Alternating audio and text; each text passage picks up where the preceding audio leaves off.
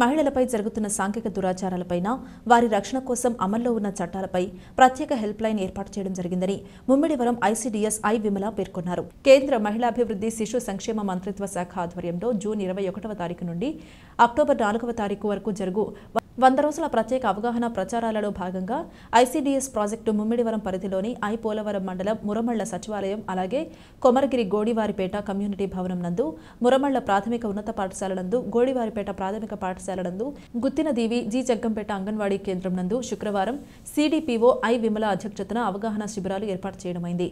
ఈ సమావేశాల నందు హాజరైన ప్రజలను ఉద్దేశించి సిడిపిఓ మాట్లాడుతూ మహిళల కొరకు అమలులో ఉన్న చట్టాలపై ప్రత్యేకంగా అవగాహన కల్పించడం జరిగిందన్నారు. దీనితో పాటు సాంఘిక దురాచారాలైన లింగ వివక్షత, అక్రమ రవాణా, బాల్య వివాహాలు, యాసిడ్ దాడులు, గృహహింస మొదలైన వాటిపై అవగాహన కల్పిస్తూ పిల్లల కొరకు, మహిళల కొరకు ఉన్న ప్రత్యేక హెల్ప్ లైన్లను ప్రజలకు వివరించి చెప్పడమైనది.